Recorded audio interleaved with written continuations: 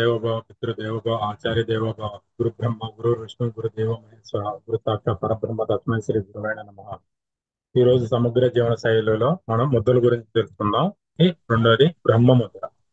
ఈ ముద్ర అనేది పద్మాసనంలో గాని లేదంటే సుఖాసనంలో గాని కూర్చొని నడుము నిటారు ఉంచుకొని ఏ ముద్రైనా మనము చక్కగా పద్మాసనం కూర్చొని చేసిన ఆ ముద్ర యొక్క ప్రయోజనం అనేది బాగా చక్కగా ఉంటుంది.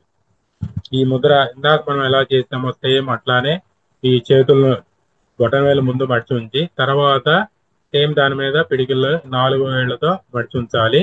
కానీ దీన్ని చేసే విధానం ఎలా అంటే ఈ రెండిట్లో పిడికిల్లా తీసుకొని ఈ ముద్రని ఒకదానికి వేళ్ళని ఆనించి ఉంచాలి. ఈ విధంగా ఈ ఆనించి ఉంచి మన యొక్క నాభి స్థానంలో పెట్టుకొని ఆకాశం వైపు ఉండేట్టుగా అరచేతులు ఉంచి మనము ఈ ముద్రను ప్రాక్టీస్ చేసినా గానీ ప్రయోజనం అనేది అప్పుడు మనకి స్టార్ట్ అవుతుంది. ఈ ముద్రను మనం 20 నిమిషాల నుంచి 30 నిమిషాల పాటు సాధన చేసిన ఫలితం మొదలవుతుంది.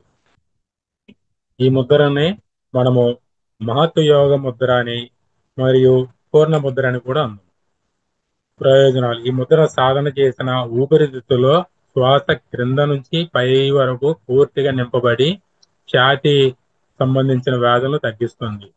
మనకి ఛాతీకి సంబంధించిన ఏదైనా వ్యాధులు ఉన్నట్టయితే ఈ ముద్ర ప్రాక్టీస్ చేసినట్టయితే తగ్గుముఖం పడుతుంది. అదేవిధంగా దీనిని పూర్ణ ప్రాణాయామము అందురు. దీనిని పూర్ణ ప్రాణాయామం కూడా అందురు. శరీరం అంతా రక్త ప్రసరణ జరిగి రక్తపోటును నియంత్రిస్తుంది. ఈ ముద్ర ప్రాక్టీస్ చేసిన మనకి రక్తపోటు సమస్యలు అంటే బీపీ సంబంధించినటువంటి ప్రాబ్లమ్స్ అన్ని తగ్గుతాయి. ఈ ముద్ర ఇంకొకసారి చూపిస్తాను చూడండి మాస్టర్. బొటన వేలుని ముందు మడిచి ఉంచి తర్వాత 4 వేళ్ళని దానిపైన గట్టిగా పిడికిల్లాగా మూసి ఉంచాలి. సేమ్ ఈ రెండో చేతులు కూడా అలానే పిడికిల్లాగా బిగించి ఉంచి ఈ రెండు యొక్క వేళ్ల యొక్క చివరలను ఆనించి ఉంచాలి. ఈ విధంగా ఈ చేతులు రెండింటిని మన యొక్క నాభి స్థానంలో ఉంచి ఈ ముద్రను ప్రాక్టీస్ చేయాలి. థ్యాంక్ యూ మేడం, ఈ సదవకాశం రంగనాథ్ సార్.